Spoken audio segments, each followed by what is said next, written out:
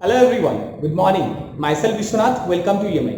आज हम fundamental of accounting के 36th क्लास में यानी 36वां क्लास, इसमें हम बात करेंगे कल जो हमने बैलेंस शीट का फॉर्मेट बनाए थे उसी का ही एक एग्जांपल आज हम लेंगे। एक क्वेश्चन हम करेंगे उसी बैलेंस शीट के अगेंस्ट में, ठीक है, ताकि आपको बैलेंस शीट को अच्छे तरीके से समझ में आ जाए। चलिए मैं पहले क्वेश्चन को लिख लेता हूं, फिर हम बैलेंस शीट को करते हैं एक साथ ही, है ना। तो देखो मैंने आपके लिए एक क्वेश्चन ड्रॉ किया है जिसमें आप लायबिलिटी साइड को अच्छे तरीके से समझ जाएंगे, क्योंकि इसमें सिर्फ मैंने लायबिलिटीज ही लिया है, एसेट अभी तक लिया नहीं है। इसके बाद हम एसेट को समझाते हैं, ठीक है। तो चलो पहले हम बता देते हैं लायबिलिटीज में क्या क्या है। शेयर कैपिटल दिखा रखा है 52 लाख 52 लाख का, कैपिटल रिजर्व 60,000 का, प्रॉफिट एंड लॉस अकाउंट का बैलेंस दिखा रखा है 42,980 यानी 42,980, लोन फ्रॉम एसबीआई यानी हमारा लॉन्ग टर्म लोन है, नॉन करेंट लायबिलिटीज में आ जाएगा, है ना, लॉन्ग टर्म बोरोइंग्स में कितना 8 lakh, provision for welfare of employee 6 lakh long term में, लॉन्ग टर्म प्रोविजन जो आपने देखे थे ना वो लॉन्ग टर्म प्रोविजन ये हो गया।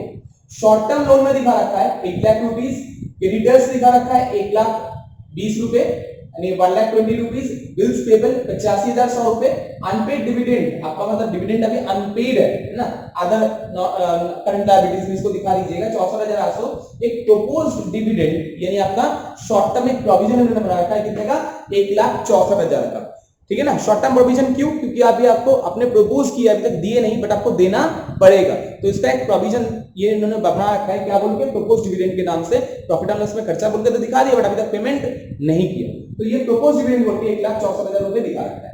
इसके ऊपर बेस करके मुझे लायबिलिटी की साइड को बनाना है ना। तो चलो हम एक काम करते हैं, इस क्वेश्चन को हम टी फॉर्म में ना करके ना हॉरिजॉन्टल फॉर्म में कर लेते हैं, ठीक है। एक साइड हम लायबिलिटी कर लेंगे, एक साइड हम एसेट को मैनेज कर लेंगे,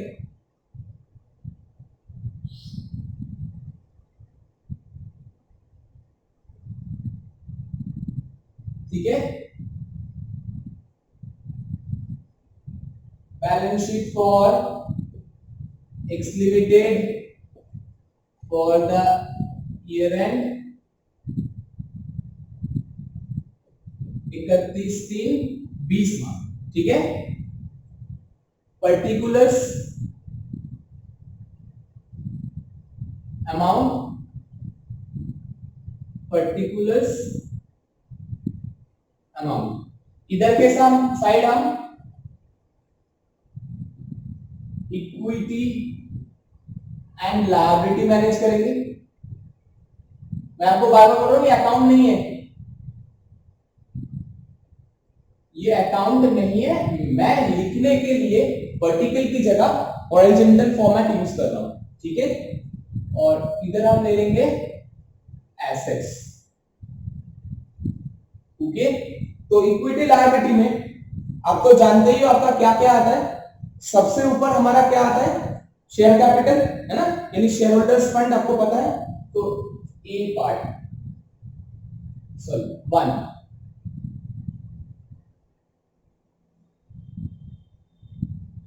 शेयर होल्डर्स फंड, पहले मैं फॉर्मेट लिख रहा हूं फिर आपको मैं एक एक करके बताऊंगा किसके अंदर किसको हम लेंगे। शेयर होल्डर्स फंड में क्या क्या आता है आपको याद होगा, एक तो आपका share capital,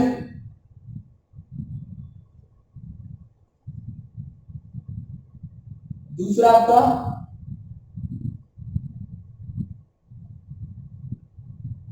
reserve and surplus, अच्छी तरीके से ध्यान है आपको पहले ही बता दिया गया था। Second application money pending for allotment था, जो या खाली है कुछ भी नहीं आएगा क्योंकि हमें तो कुछ दिखाई नहीं दिया इस क्वेश्चन में। तीसरा non current liabilities,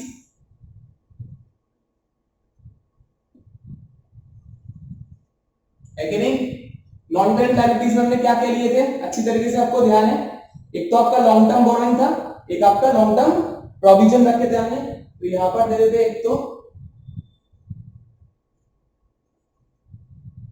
long term borrowing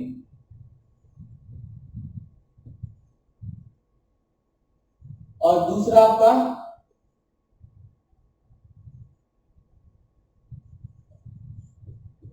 long term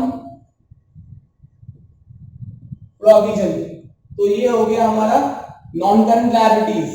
अब नॉन करंट के बाद तो अब हम देखने जा रहे हैं नेक्स्ट वाले नॉन करंट लायबिलिटीज हो गया। इसके बाद हम ले लेंगे फोर्थ पार्ट,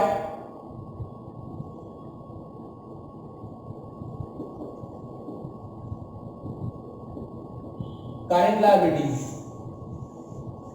ठीक है, आप एक एक करके हम यहां पर करंट लायबिलिटीज को ले लेंगे, जिसमें सबसे पहला आपको याद ही होगा कोई शॉर्ट टर्म बोरोइंग्स है, उधारी आपने ले रखे हैं, तो वो पहला पार्ट आ जाएगा। शॉर्ट टर्म बोरोइंग्स मतलब छोटे समय के लिए आपने जो शॉर्ट टर्म बोरोइंग्स हमने ले रखे हैं वो हम यहाँ पर दिखा देंगे। इसके बाद हमारा आ जाएगा trade payables,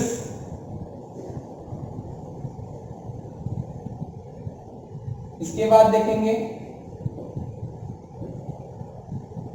other current liabilities,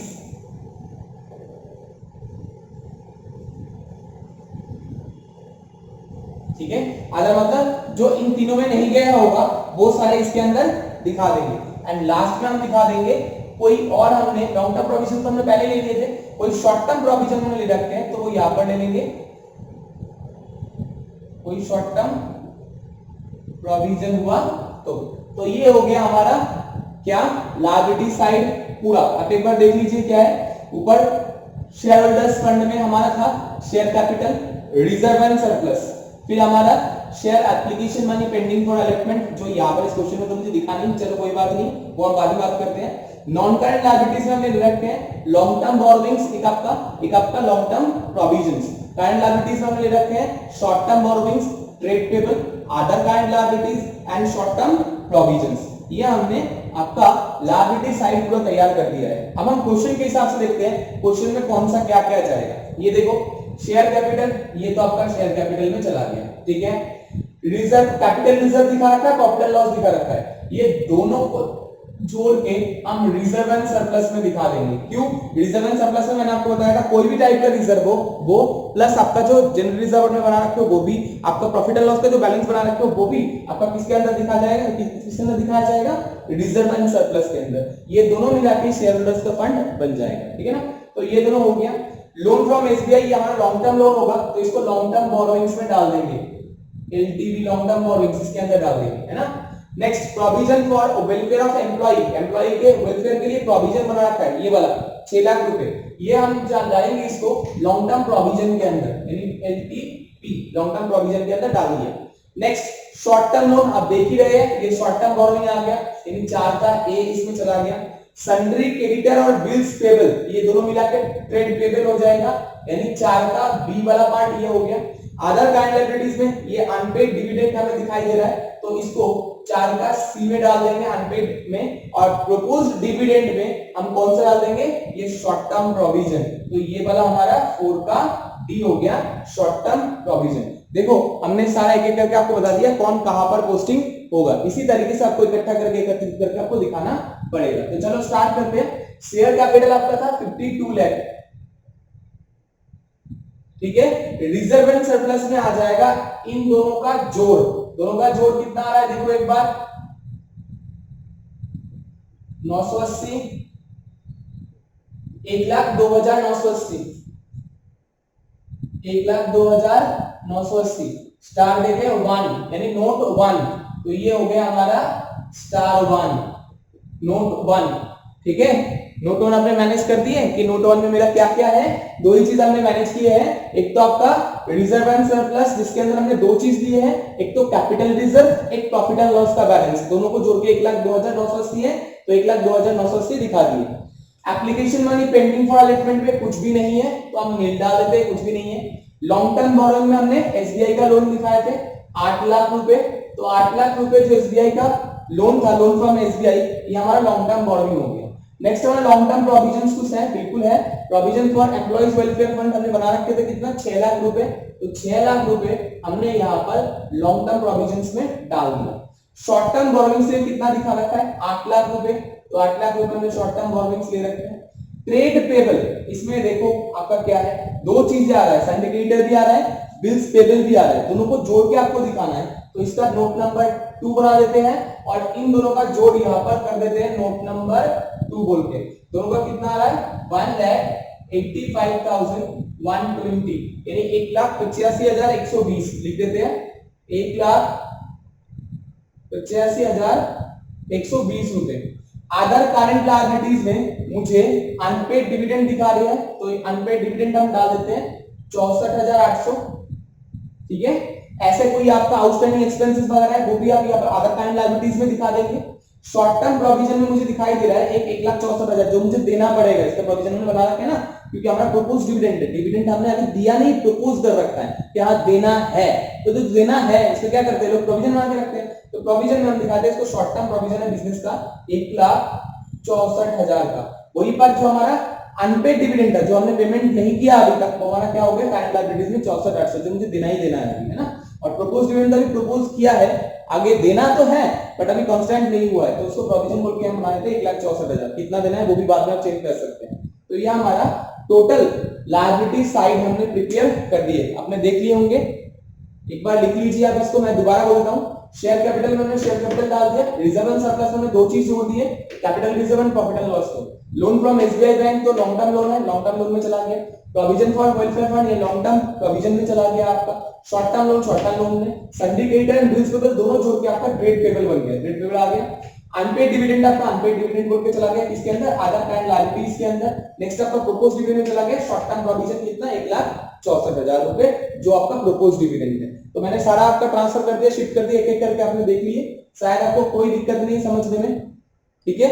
आप अगर इतना मेहनत नहीं करना चाहे आप सिर्फ दो ही काम कीजिएगा, एक तो कैपिटल, ठीक है, एक आपका नॉन करंट लायबिलिटी, एक आपका current liability. Non current liability बोल के उसके अंदर सारा नॉन करंट वाला लिख दीजिए एक एक करके, और करंट लायबिलिटीज में आगे ये ना लिख के इसके जगह पर ये वाले पूरा हिस्सा लिख दीजिए, तो भी मेरे लिए अभी कोई दिक्कत नहीं है, अब मेरा काम हो जाएगा क्योंकि आप समझ गए। तो आपका बाकी ग्रुपिंग करना ऐसे कोई बड़ी बात नहीं है, ग्रुपिंग आप 1 मिनट में समझ जाते हैं, बट पहले आप इसके अंदर कौन सा कैटेगरी में क्या जा रहा है ये आप समझ लीजिए। मैं आपको दोबारा बताता हूँ, जो मेरा करंट लायबिलिटीज है ये सारा, ये जितना भी हमने रखे थे, शॉर्ट टर्म लोन हो गया, क्रेडिटर हो गया, बिल्स पेबल हो गया, अनपेड डिविडेंड हो गया, प्रपोज डिविडेंड हो गया, ये हम करंट पे ले लेंगे। नॉन करंट पे हम ये दोनों को ले लेंगे, है ना, और हमारा कैपिटल के अंदर इन तीनों को हम ले लेंगे, बस हमारा क्वेश्चन हो जाएगा। ऐसे भी आप कर सकते हैं, आपको ऐसे मैनेज नहीं करना आ रहा है आप नॉर्मली मैनेज कर लीजिए, बाद में आप इसको कैटेगराइज करिए कि किस ग्रुप में क्या आता है, क्योंकि जब आप बैलेंस शीट कंपनी के हिसाब से तैयार करेंगे तो आपको यही फॉर्मेट फॉलो करना पड़ेगा, इसके अलावा दूसरा नहीं होगा। बट आप नॉर्मली करने के लिए कोई दिक्कत नहीं, अगर प्रोफेशनल फर्म में काम कर रहे हैं तो आपको इसके हिसाब से ना करके आप नॉर्मली दिखा देंगे तो भी आपका चल जाएगा, कोई दिक्कत नहीं है, क्योंकि आपका जो सीईओ होगा जो ऑडिट करने वाला होगा, अगर ऑडिटेबल फर्म है तो वो इस फॉर्मेट में उसको ग्रुपिंग कर लेगा। आपको तो बस बैलेंस शीट में एक्सपोर्ट करके देना है कि ये डिटेल है मेरे बैलेंस शीट में, ठीक है, बस आपको बैलेंस शीट देना है डिटेल में और कुछ नहीं। वो डिटेल के बाद वो ग्रुपिंग करने का काम करेंगे कि कौन सी ग्रुप में क्या क्या दिखना है। बट अगर किसी कंपनी में काम करना चाहते हैं तो आपको ये ग्रुपिंग खुद को करके देना पड़ेगा कि इस ग्रुप में मैंने ये चीज डाला है, ठीक है, और उसी हिसाब से सी आपका ऑडिट करके देगा कि हाँ आपने सही सही सब कुछ सही तरीके से मेंटेन की है या नहीं की। तो ये हो गया हमारा लायबिलिटी साइड। अब हम बात कर लेते हैं एसेट साइड को। चलो हम इसको इरेज कर लेते हैं, और इरेज करने के बाद मैं एसेट साइड को लिख लूंगा क्वेश्चन में, इसको इरेज कर रहा हूं है ना।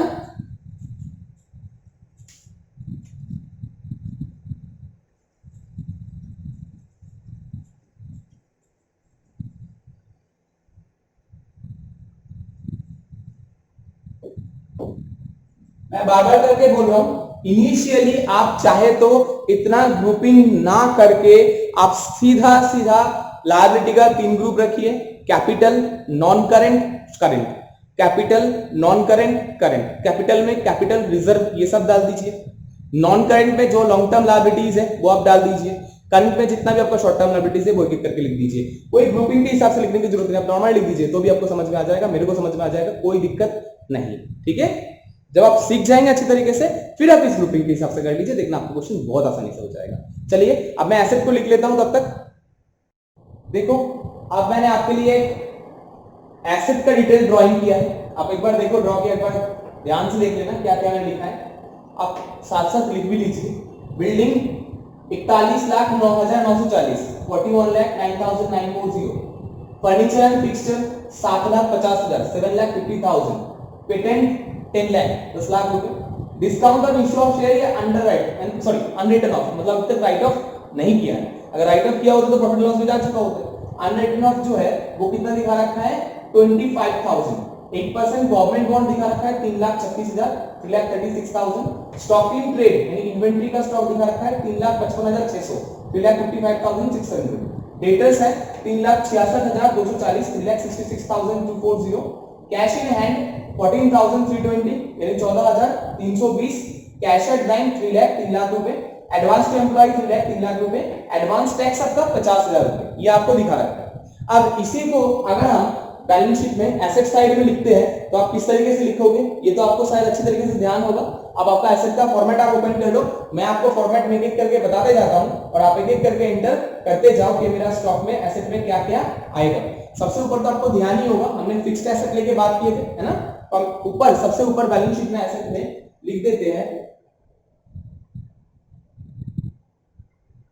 फिक्स्ड एसेट, जिसके अंदर हम दो चीज देंगे, एक तो टेंजिबल,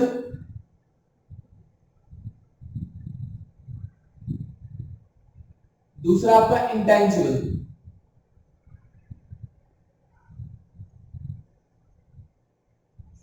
ठीक है, तो ये हमारा फिक्स्ड एसेट का काम हो गया। फिक्स्ड एसेट में हमारा दो पार्ट था, वो हमने लिख दिए। इसके बाद हम इसके अंदर क्या डालेंगे, अदर कोई नॉन करंट एसेट होगा तो वो हम यहां पर दूसरे पार्ट में दिखा देंगे।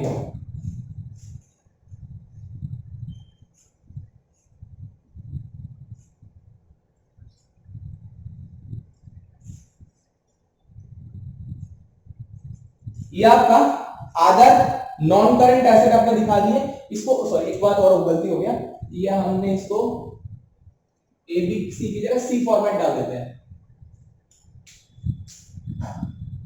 एक सेकेंड, मैंने इसको थोड़ा गलती कर दी है, इसको सी कैटेगरी में डालना था ना, मैंने 2 नंबर दे दिया। अदर नॉन करंट एसेट, ठीक है ना, क्योंकि एसेट में मैंने आपको बताया था ना सर 2 ही कैटेगरी मैनेज करना है हमें। दूसरा हम क्या ले लेंगे, दूसरा हम ले लेंगे करंट एसेट, दूसरा हम ले लिए करंट एसेट। पहला हमने ले लिए फिक्स्ड एसेट, दूसरा हमने ले लिए करंट एसेट। फिक्स्ड एसेट में जितना भी अपना एसेट दिखाया था वो सब आपका लॉन्ग टर्म एसेट था। अब हम दिखाएंगे करंट एसेट जो हमारा बिजनेस का शॉर्ट टर्म एसेट है, यानी शॉर्ट पीरियड के लिए इनकम जनरेट करेगा। ये एक बार इनकम जनरेट खत्म हो जाएगा। जैसे कि हम क्वेश्चन में देख रहे हैं, यहाँ पर बहुत सारे क्या दिखा रखा है, नॉन करंट एसेट दिखा रखा है। तो वो सारे करंट नॉन करंट एसेट लेकर हम यहाँ पर करंट एसेट लेकर हम यहाँ पर करंट एसेट के अंदर डाल देंगे। इसमें मेनली हमारा रहेगा करंट इन्वेस्टमेंट है, कोई स्टॉकिंग ट्रेड है, बताया था ना। तो चलो एक एक करके लिख देते हैं हम। सबसे पहला था करंट इन्वेस्टमेंट,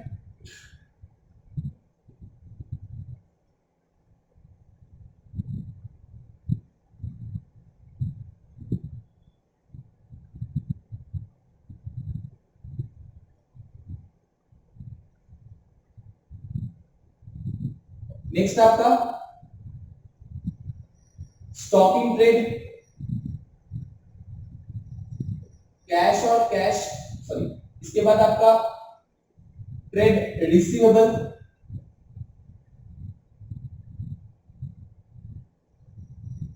कैश और कैश इक्विवेलेंट, जैसे कैश एंड बैंक, ये आपको बताया था मैंने। कैश एंड बैंक बैलेंस जो है वो हम यहाँ पर कैश और कैश इक्विवेलेंट एक साथ करके हम दिखा देंगे। जैसे आपको यहाँ पर दिखा रहा है कैश इन हैंड भी है हमारे पास, कैश एट बैंक भी है, तो उसके लिए आपका काम आ जाएंगे। इसके अलावा अगर आपका कोई शॉर्ट टर्म लोन या एडवांस है या अदर कोई करंट एसेट है वो भी हम यहाँ पर दिखाएंगे, है ना।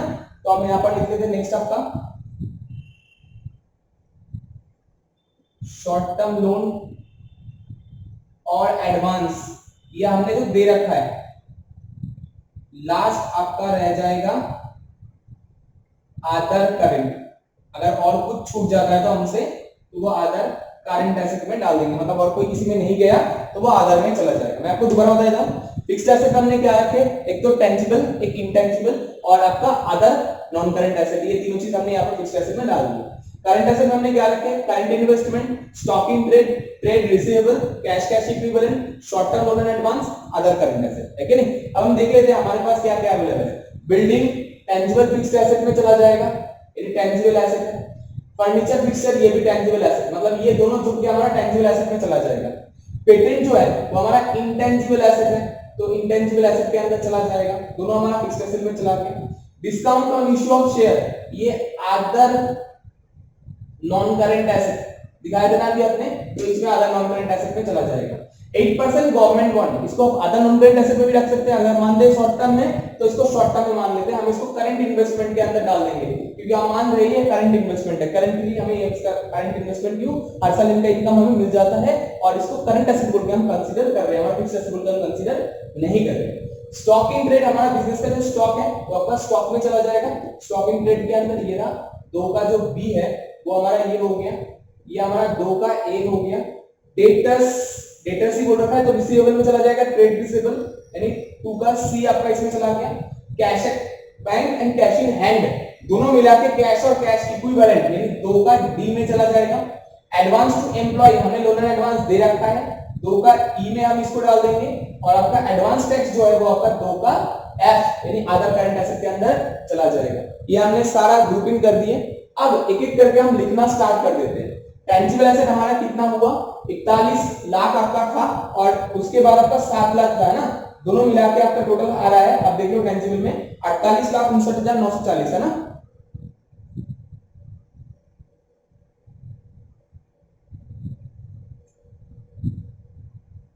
$48,59,940, ठीक है, तो हमने लिख दिए। पेटेंट हमारा इंटेंजिबल में है तो 10 लाख हमने पेटेंट पे डाल दिए। अदर नॉन करंट में एक ही दिख रहा है 25,000 रुपए, तो 25,000 रुपए डाल दिए। 8% गवर्नमेंट बॉन्ड हमने इसको अदर मतलब फिक्स्ड नॉन करंट में नहीं माना, हमने इसको करंट बोल के माना है। अगर नॉन करंट में बोलते तो इन दोनों को जोड़ के आप दिखाइएगा, मैंने इनको करंट बोल के मान रहा हूं। कितना है, 3,36,000 की हमारा शॉर्ट टर्म है, ये हमने मान रखे हैं। स्टॉकिंग ट्रेड 3,55,600 है ना। डेटर्स एक ही रिसीवेबल दिखा रखा है, अगर बीआर होता तो जुड़ जाता है नहीं ऐसा कुछ, तो हम इसी में लिख देंगे 3,66,240। कैश और कैश इक्विवेलेंट में दोनों आ जाएगा, यानी 3,14,320 रुपए, ये तो दिख रहा है, हाँ ये दिख रहा है। एडवांस टू एम्प्लॉय हमारा 3 लाख रुपए है, तो हमने यहाँ पर लिख दिए। और नेक्स्ट आपका अदर करंट एसेट में हमें एडवांस टैक्स दिखाई दे रहे हैं 50,000 रुपए का, तो ये हमने लिख दिए। अब एसेट का टोटल कीजिए और लायबिलिटी का टोटल कीजिए, देखिए दोनों का टोटलिंग बराबर आ रहा है कि नहीं आ रहा है। मेनली मेरे हिसाब से ये होना चाहिए 76,07,100, 7,100,